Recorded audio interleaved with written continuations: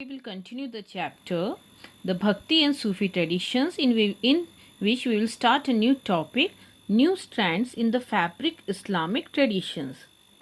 So, as you know, fabric is made up of yarn and thread.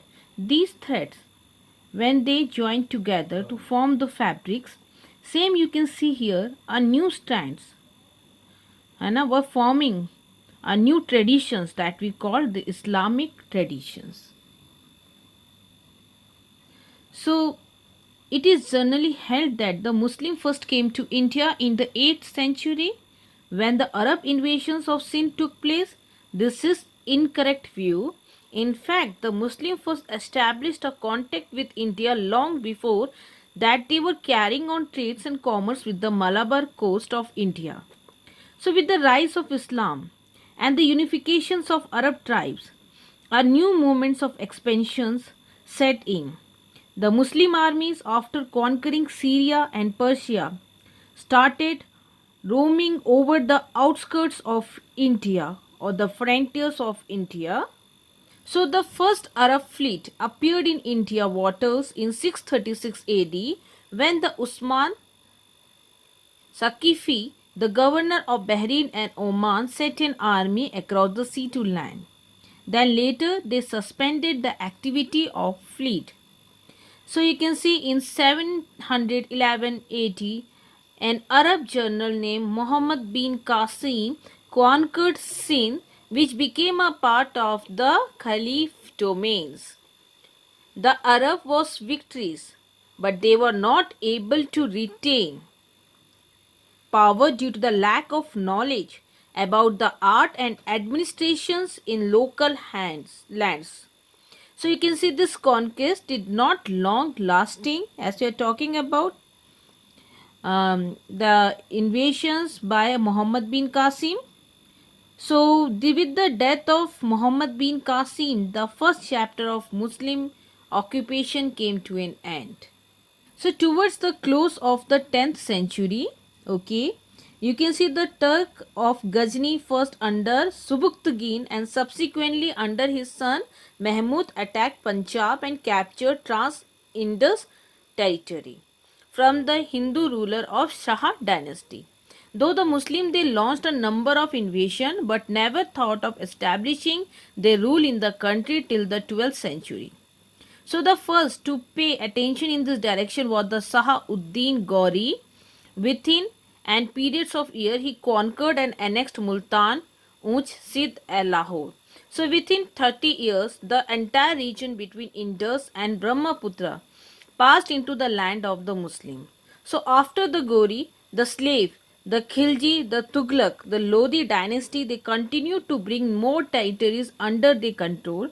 So this continued with the establishment of the Mughal Empire, and later you will see there were many regional states that emerged in the 18th century.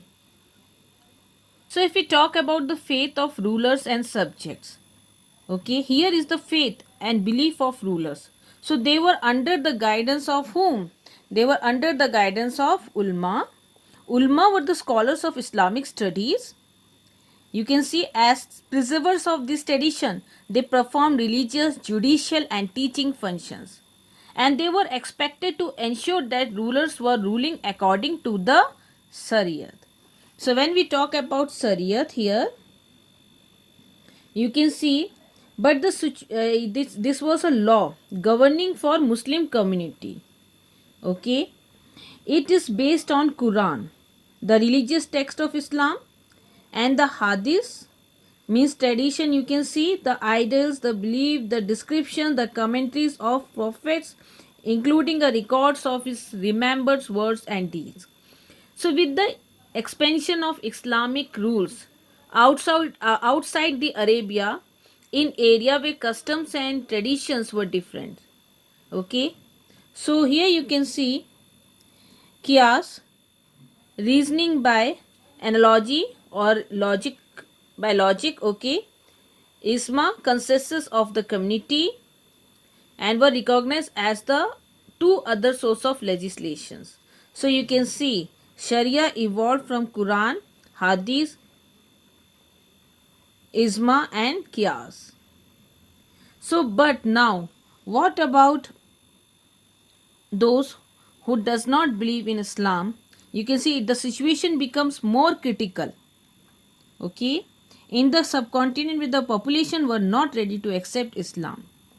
So here you can see Zimmi, for those who does not follow or accept Muslim law were called Zimmi. Okay, Zimmi stand for protected. It is derived from the Arabic word zima, means protection. Who were the zimas? So they were those Jews and Christians, okay, who used to live under Muslim rulerships. So they paid a tax called jizya. Okay, here you can see that and gained the right to be protected by Muslim rulers. In India, this status was extended to Hindi as well. So there were other rulers also who followed a liberal policy. Here you can see flexible policy toward their subjects or non-Muslims here. Several rulers gave land grants and granted tax exemption for to Hindu, Jaina, Zoroastrian means Persians, Christian and Jewish religious institution, and also expressed respect and devotion to the non-Muslim religious leader. So these grants were made by Mughal leaders like Akbar. So here you can see a source number 5, a church in Khambat. So it is a farman made by Akbar. When it come to the notice of Akbar that the padris or the father, the priest want to build a prayer church in the city Khambat or Khambat in Gujarat. So he issued a farman and he addressed to the dignitaries here, the high rank official of the city of Khambayat should in no case stand in their way, but they will allow them to build a church so that they may engage themselves in their own worship. So it is necessary that the order of the emperor should be obeyed in everywhere. Now come to the source number 6, that is the reverence for the yogi. Here they show respect for towards the yogi. So this extract was a letter written by Aurangzeb to a yogi in the year 1661 to 62. He addressed that the yogi was a possessor of sublime. It means that he was a person of, you can see, peculiar qualities of moral and spiritual purity. Shiva Murat Anand Nath Jiu. Okay. So with deep respects remain in peace and happiness even under the protection of Sri Shiva Jiva. A piece of cloth or the loose garment and a sum of rupees 25 which have been sent as an offering will reach in your respects. Okay, to deep respects many write to us whenever there is any service which can be rendered by us. So this was a letter, you can see, written by Aurangzeb. So it shows that they respect towards other religion. Now comes the topic, the popular practice of Islam. So the changes and the development that came after the arrival of Islam. So it was not confined or limited to the ruling elite. They permeated, okay, or it spread throughout the subcontinents. And even among the different social strata here are the communities, as you can see, peasant, artisan, warriors, merchant, and to name a few. So all those who adopted Islam, they accepted in principle the 5 pillars of the faith. So what are the principle here? There is one God, Allah. Prophet Muhammad is his messenger. Sahada, offering prayer 5 times. Namaz, salat, giving alms is zakat, khairat, money or food given to a poor people. Then comes fasting during the month of Ramzan. Okay. And here you can see performing the pilgrimage to Makkah or Hajj. So these universal elements that were overlaid with diversities in practice, it means you can see practicing by different community in different manner, and it was derived from sectarian affiliations, or due to communalisms. You can especially in Shia and Sunni. So this communalism, it influenced the local customary practice. Those who were convert to Muslim from different set of social environment. Here you can take the example of Khoja, a branch of the Ismailis, a Shia sect, developed a new mode of communication to spread the idea of Quran through indigenous genres. Okay, here you can see these included the Jinan, meaning knowledge. Here you can see poem in Punjabi, Multani, Sindhi, Kachi, Hindi and Gujarati sung in spacious rag during the daily prayer meeting. तो जिन्होंने इस्लाम धर्म कबूल किया उनके लिए 5 सिद्धांत थे, मुख्य बातें माननी थी। अल्लाह एकमात्र ईश्वर है, पैगंबर मोहम्मद उनके संदेशवाहक के अदूत हैं, दिन में 5 बार नमाज पढ़े, खैरात बांटे, रमज़ान के महीने में रोज़ा रखना चाहिए और हज के लिए मक्का जाना चाहिए। तो ये जो भी यूनिवर्सल एलिमेंट्स हैं सबके लिए एक समान है, लेकिन हमें इसमें भी डाइवर्सिटी या विविधता देखने को मिलती है, क्योंकि यहाँ पर इस्लाम में 2 समुदाय हैं, एक है शिया, दूसरी है सुन्नी, जो परस्पर एक दूसरे के विरोधी है और इनका जो प्रभाव है वो स्थानीय रीति रिवाज पर भी पड़ा है, जिन्होंने उनके प्रैक्टिस ऑफ इस्लाम में, जिसकी वजह से आप देखते हैं प्रैक्टिस ऑफ इस्लाम में भिन्नता देखने को मिलती है।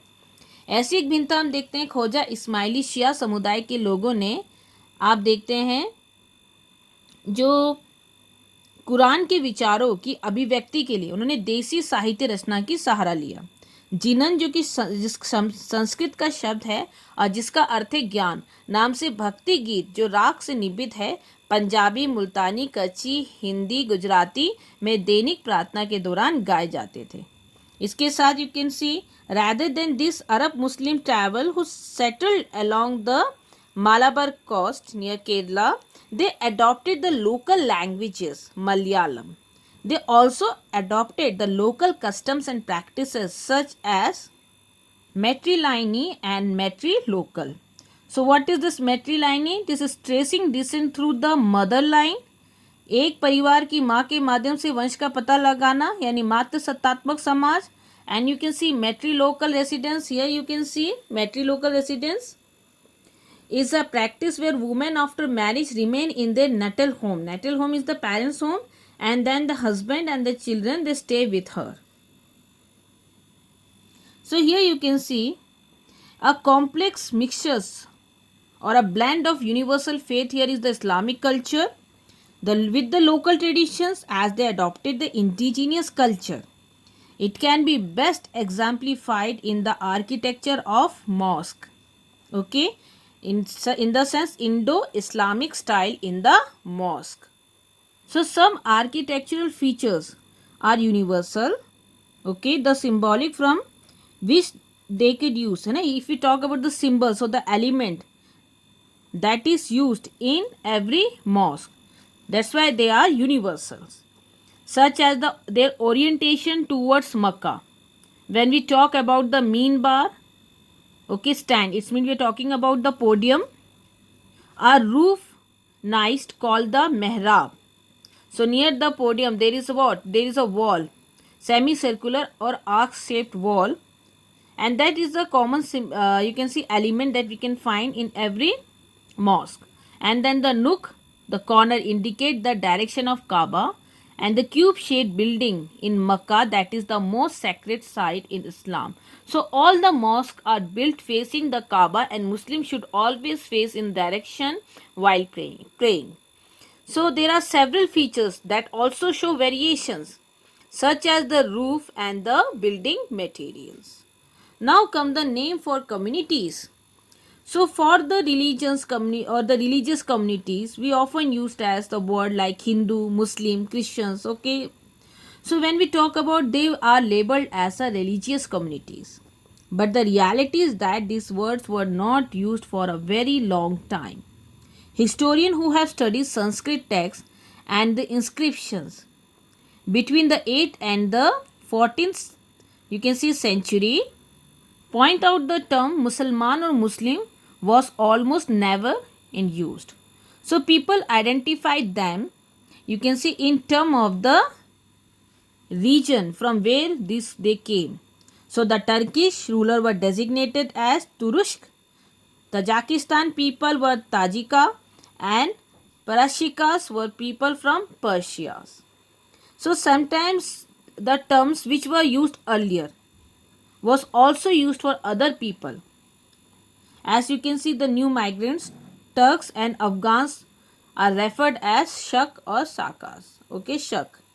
A more general terms what they used for these migrants were called Malays. Okay. So here you can see it indicate they did not follow the Varna system and spoil the languages that was not originate from Sanskrit. So here you can see sometimes these filled with inferior complexity, but these words were rarely used for the distinct religious communities of Muslim in opposition to Hindu. And the term Hindu, it was used for a variety of reasons instead of restricting it with religion. So student, we discuss about the arrival of Islam in India, their principles and the practices, and we come to know that they were called by the name of their region instead of Hindu and Muslim.